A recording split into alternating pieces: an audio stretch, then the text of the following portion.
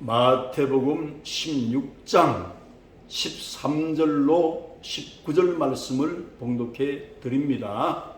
19절만 읽도록 하겠습니다. 내가 천국 열쇠를 네게 주리니 네가 땅에서 무엇이든지 매면 하늘에서도 매일 것이요 네가 땅에서 무엇이든지 풀면 하늘에서도 풀리리라 하시고. 아멘. 예수님께서 사용하시던 천국 열쇠를 받으셨나요? 이와 같은 제목의 말씀으로 예수님이 기하신 은혜를 함께 생각해 보고자 합니다. 신문 기자들이 기사를 쓸 때 육하 원칙에 의해서 작성을 합니다. 누가 언제 어디서 무엇을 어떻게 왜 이렇게 쓰게 되어지는데, 2000년 전에 예수님의 12제자 가운데 마태라고 하는 사람이 AD 58년에서 68년경에 마태복음을 기록하게 되어집니다. 오늘 본문을 마태라고 하는 성경 기자는 어떻게 썼는지 육하 원칙에 의해서 쓰여진 것을 우리가 생각해 보고, 7번째는 이 말씀을 적용해서 천국 열쇠를 사용할 수 있도록 도와드리려고 합니다. 첫 번째는 육하 원칙 가운데 누가 이렇게 시작되어지는데, 이 예수님이 등장하시기 때문에 어떤 분인가 이렇게 표현하는 것이 좋을 것 같습니다. 예수님과 12제자가 본문에는 등장하게 되어집니다. 언제? 두 번째입니다. 2000년 전에 예수님께서 십자가의 죽음을 예고하기 직전입니다. 그리고 복음 시대에 이 내용을 본문은 기록을 하고 있습니다. 세 번째는 어디서? 이 지역은 빌립보 가이사랴인데, 가이사랴라고 하는 의미의 뜻은 가이사의 성이라 이와 같은 뜻입니다. 구약 성경에는 보면 바알갓이라고 하는 이런 이름을 가진 지역이었습니다. 근데 여기는 이방 신전도 있고, 그 당시는 황제를 주로 고백하는 그러한 시대였기 때문에 예수님은 우리의 구주로 이 땅에 오셨습니다. 하나님은 창조주이시고 우리의 구주이신데 하나님이 인간되어 오셨기 때문에 이 질문 내용을 우리가 보면, 하나님이 이 땅에 오셔서 어디서? 가이사랴에서 이렇게 표현할 수 있는데, 가이사랴 지역에서 이렇게 지금 이 기사가 쓰여진 것이, 예수님이 활동한 것이 기록되었다, 그 말씀입니다. 헤롯이 이 항구 도시를 만들 때, 그때 이 가이사 아구스토라고 하는 사람을 존경하는 마음으로, 예수님 탄생할 때에 가이사 아구스토는 인구 조사를 했지 않습니까? 그래서 그 이름을 따서 가이사라 성이다 이렇게 이름을 짓게 되었습니다. 그래서 장소는 그곳입니다. 무엇을, 목적이잖아요. 무엇을 위해서 이 기사를 썼는가? 그럼 마태복음 16장 13절에서 19절 내용을 보면 됩니다. 13절에 뭐라고 말씀했습니까? 예수께서 빌립보 가이사랴 지방에 이르러 제자들에게 물을 이르시되 사람들이 인자를 누구라 하느냐? 예수님은 이 지역의 사람들이 인자를 누구라고 하는가, 이걸 질문하는 것은 구주관을 체크하는 것입니다. 하나님이 창조주가 인간의 모습으로 이 땅에 오셨지만 이들의 대답을 14절에 보면, 이르되 들으는 침례 요한, 들으는 엘리야, 어떤 이는 예레미야 선자 중에 하나라고 합니다. 예수님께서 만족할 만한 그런 대답을 들은 것이 아닙니다. 예수님은 인간을 죄에서 자기 백성을 구원하러 오시기 때문에 구주라고 하는 선명한 대답이 나와야 되는데 실망스러운 대답이 나오게 된 것입니다. 15절에 보면, 그러면 너희들은 나를 누구라고 하느냐? 이 관심이 큽니다. 예수님이 아무리 예수님을 열심을 가지고 따른다 할지라도 구주관이 잘못되고 창조주에게 경배하는 그 대상이 올바로 이해가 되지 않으면 예수님이 있는 의미가 무의미하기 때문이에요. 그래서 그때 시몬 베드로가 대답하여 이르되 주는 그리스도시요 살아계신 하나님의 아들이시니이다, 이렇게 명확한 대답을 했습니다. 이게 시몬이라는 이름이 있고 베드로라는 이름이 대조적으로 이렇게 16절에 기록이 되어 있어요. 이건 요한의 아들 시몬, 요나의 아들 시몬. 시몬은 갈대라고 하는 히브리 말인데 베드로는 반석이라는 뜻입니다. 반석이라는 베드로 이름은 예수님께서 직접 지어주셨습니다. 천지지으신 하나님이 인간에게 이름을 지어주신 거예요. 대단한 사건입니다. 이 이름 속에 비밀한 뜻을 가지고 있습니다. 예수 그리스도의 그 성품을 닮은 그 이름을 지어주신 거예요. 그래서 시몬은 갈대와 같이 바람 부는 대로 파도 치는 대로 움직이는 그런 삶을 사는 시몬이었다고 하면, 베드로는 안방과 같이 든든하고 안정성이 있고 앞으로 그러한 인물이 될 것을 예시하는 것입니다. 그래 시몬 베드로 대답하여 이르되 주는 그리스도시요. 주라고 하는 것은 주인이라는 뜻입니다. 천지의 창조주, 우리의 구주. 주님은 그리스도시요. 그리스도시요 하는 것은 기름 부음 받은 자를 말합니다. 성령의 기름을 넘치게 부어서 그 사역을 감당하는 사람들을 말합니다. 구약 성경에는 제사장, 왕, 선지자 이런 분들이 하나님 앞에서 직접 기름 부음을 받아서 그 사역을 하셨기 때문에, 그럼 베드로의 고백은 주는 기름 부은 자이시오 살아계신 하나님의 아들이시니이다. 그럼 하나님도 실존하고 계시고 하나님 아버지와 하나님 아들은 동격이기 때문에 하나님으로 인정한다, 그 말씀입니다. 하나님은 성부 하나님, 성자 예수님, 성령님 삼위가 계시지만 동격으로 한 분인 하나님이시라는 뜻인데, 베드로의 고백은 하나님 아버지와 그 아들 예수님은 동격입니다. 그러니까 주는 하나님이십니다, 이런 명확한 고백을 했다, 그 말입니다. 그래 예수님께서 감동하시고 예수께서 17절에 대답하여 이르시되 바요나 시모나 하는 이 말씀도 육신의 아버지 요한의 아들 시모나, 그 아버지가 지어준 이름입니다. 네가 복이 있도다. 베드로가 복이 있다는 거예요. 왜 복이 있는가? 이를 네게 알게 한 이는 혈육이 아니요 육신의 아버지나 혈육에서 그 지혜가 주어져서 알아지는 것이 아니라 하늘에 계신 내 아버지시니라. 내 아버지시니라는 말씀은 예수님이 하나님을 아버지라고 불렀습니다. 처음으로 이 지구촌에 오셔서 그 하나님 아버지께서 요한의 아들 베드로에게 이렇게 시몬에게 말씀한 거예요. 아버지라고 그렇게 알려주신 것이다, 이렇게 말씀한 겁니다. 그래서 또 내가 네게 이르노니 너는 베드로라. 이것은 예수님이 직접 지어주신 이름이기 때문에 예수님과 베드로가 처음 만날 때 너는 요한의 아들 시몬이니 갈대니 앞으로 개발하리라. 개바가 반석, 베드로라는 뜻입니다. 그래서 너는 베드로라. 내가 이 반석 위에, 주가 예수님이십니다. 예수님이 이 반석 위에, 반석은 고린도전서 10장 4절에 보면 구약 성경은 신약의 예표인데, 광야에서 신령한 음료를 마셨는데 바위에서 나는 신령한 음료를 마셨다고 말씀하면서 이 반석은 곧 그리스도라고 바울이 고린도전서의 10장 4절에 이와 같이 비밀한 일을 가르쳐주고 계십니다.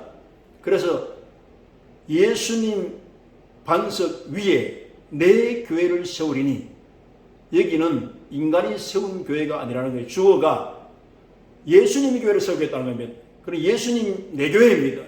그래서 교회는 예수님 머리가 되고 몸이 되시기 때문에 교회는 에클레시아입니다. 건물이 아니라 공동체의 모임이기 때문에 주는 그리스도시요 살아계신 하나님의 아들이십니다 하는 이 신앙 고백이 구원받은 사람들에게는 반드시 있습니다. 그 구원받은 사람의 공동체가 교회이기 때문에 교회를 세운다고, 예수님 교회를 세운다고 말씀하기 때문에 예수님의 교회는 아무도 넘어칠 수가 없는 것은 하나님을 싸워서 당해서 이길 자가 없다는 거예요. 하나님의 절대 주권의 권세가 있는 것이 교회이기 때문에 교회는 살아계신 하나님의 머리와 몸이기 때문에 음부의 권세가 이기지 못한다고 한 것은 세상의 어떤 세력도 하나님과 싸워서 이길 세력이 없습니다.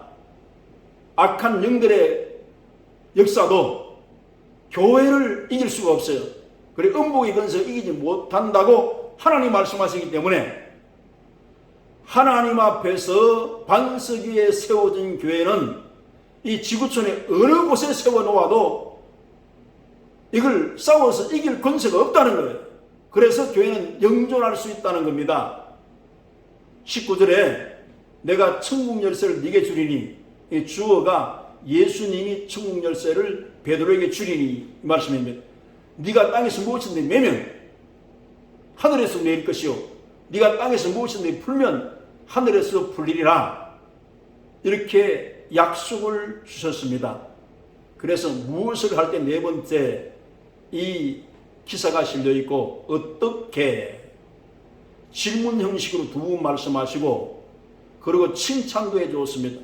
복이 있다고도 말씀하시고 베드로에게, 그리고 음부의 권세를 이기지 못한다 약속을 주시고 천국 열쇠를 주시면서 이 땅에서 무엇이든지 매면 하늘에서 매일 것이고 무엇이든지 땅에서 풀면 하늘에서 풀리라고 하는 신약을 주신 거예요. 신약은 예수님이 직접 이 땅에 오셔서 하나님과 인간 사이에 철저한 약속입니다. 그렇기 때문에 예수님은 그 약속을 얼마나 신실하게 지키시는가, 참말로 신실하게 지키십니다. 그래서 십자가에 죽는 다음에 죽음을 치워서라도 십자가의 죽음을 보이시고 3일 만에 부활하신다고 하면 반드시 3일 만에 부활하시는 이 철저한 약속을 실천하신 분이기 때문에 여기에 그 예수님의 행하신 걸 보고 우리 믿음을 가질 수가 있는 거예요. 그래서 민수기 14장 28절에 이 말씀을 하십니다. 하나님께서 여호와의 말씀에 내 삶을 두고 맹세하노라. 너희 말이 내 귀에 들린 대로 내가 너희에게 행하리니. 이스라엘 민족을 광야에 나오게 해서 새벽마다 만나를 40년간 내렸습니다. 얼마나 성실합니까? 약속을 얼마나 철저히 지키는 진실한 분입니까? 그래, 그 하나님께서 삶을 두고 하나님이 인간 앞에 맹세를 했다고 하면 그대로 행하신다 그 말이에요. 그럼 우리 말이 얼마나 중요하다는 것을 말씀하고 있어요. 그래, 잠언서 6장 2절에는 네 입의 말로 네가 얽혔으며 네 입의 말로 잡히게 되었느니라. 인생이 꼬이는 것은 말의 결과에 있다는 것을 성경이 이것을 밝혀주고 있습니다. 잠언서 18장 21절에 죽고 사는 것이 혀의 권세에 달린다니 혀를 쏘기 좋아하는 자는 그 열매를 먹으리라. 굉장한 힘이 있습니다. 잠언서 12장 14절에 사람의 입의 열매로 말미암아 복록에 족하며 그 손에 행하는 대로 자기가 받느니라. 만한 열매대로 복을 누린다는 거예요. 잠언 13장 2절 사람의 입의 열매로 인하여 복록을 누리거니와 마음에 계산한 자는 강포를 당하느니라. 이 말의 중요성을 말씀하고 있습니다. 그러면서 예수님께서 천국 문을 이렇게 여는 그 기사를 사복음서에는 확실하게 기록을 해 주었습니다. 그래서 예수님께서 어떻게 천국 문을 여셨는가, 이걸 우리가 살펴봐야 되는데, 그러면 그 여섯 번째가 왜인데, 하나님께서 약속을 주시기 위해서, 우리에게 천국 열쇠를 주시기 위해서 이 본 말씀이 기록되었다. 이것을 우리가 본문을 통해 볼 수 있고, 일곱 번째 적용되는 말씀. 어떻게 이 말씀이 적용되는가?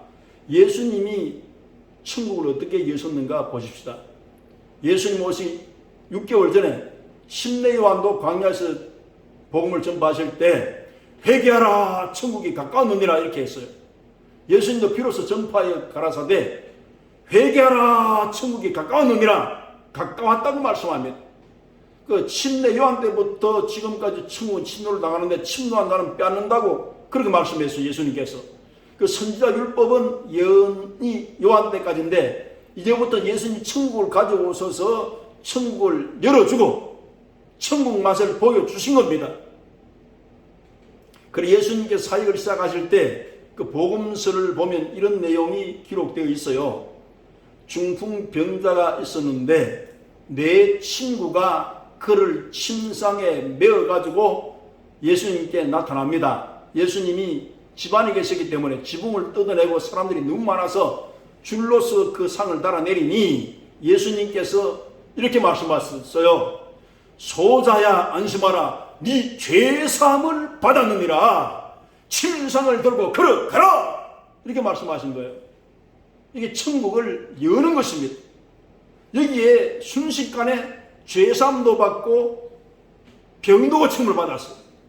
병이 없는 곳이 천국이고 죄가 없는 곳이 천국입니다. 천국의 속성은 하늘나라는 질병과 저주와 사망과 고통이 없으며 눈물과 은심이 없으며 밝고 맑고 환한 세계이며 풍요와 부유와 생명이 가득한 세계이기 때문에 또 예수님의 통치 주권이 역사하는 곳이 천국의 시작입니다.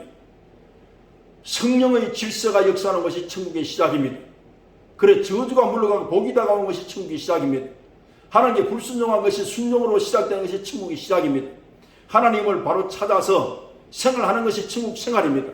그래서 예수님께서 이 본보기를 보여주셨고 제자들도 천국 열쇠를 가지고 베드로도 열기 시작을 했어요. 예수님의 이름 자체가 천국 열쇠입니다. 그래서 미문의 안전뱅이를 향해서 내게 있는 것을 네게 주오니 곧 나사렛 예수 이름으로 일어나서 걸어라 할 때 그 안전뱅이가 벌떡 일어나서 성전에 들어가 찬송을 했다는 것은 천국을 예수님으로 열었다 그 말입니다.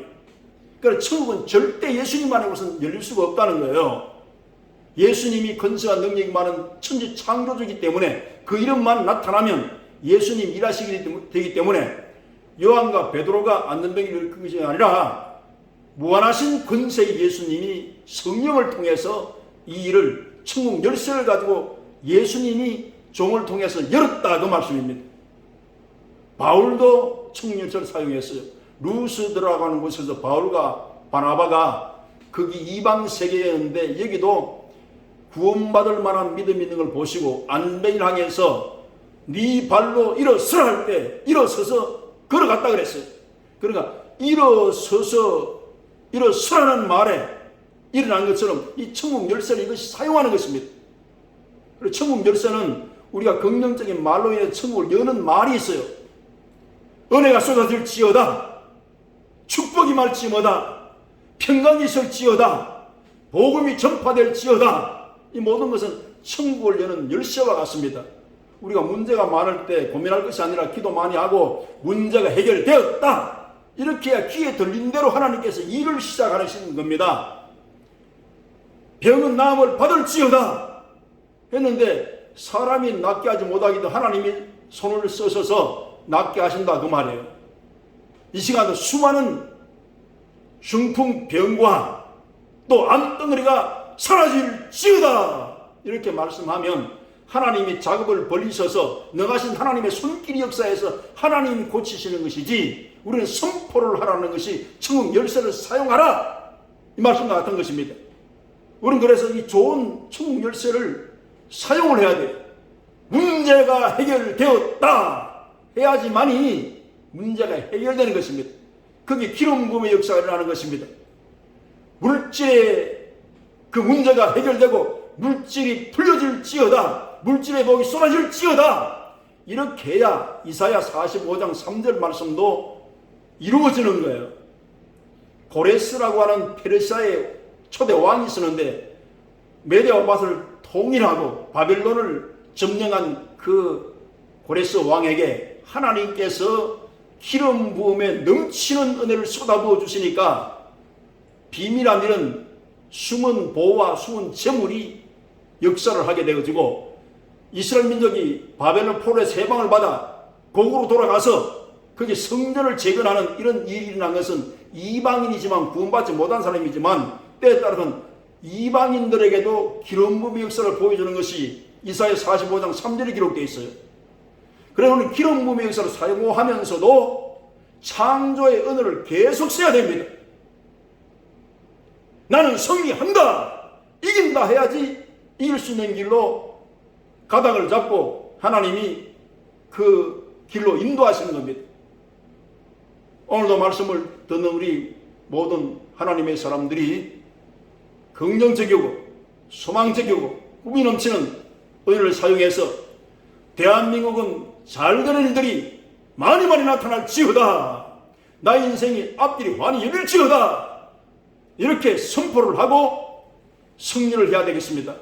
그래서 말의 은혜 속으로 우리가 들어가서 보면 말의 언어가 천국을 여는 열쇠가 있다는 것을 기억하셔서 이 천국 열쇠를 사용하여 천국을 여는 축복의 역사가 일어나게 되시기를 주 예수님의 이름으로 축원합니다.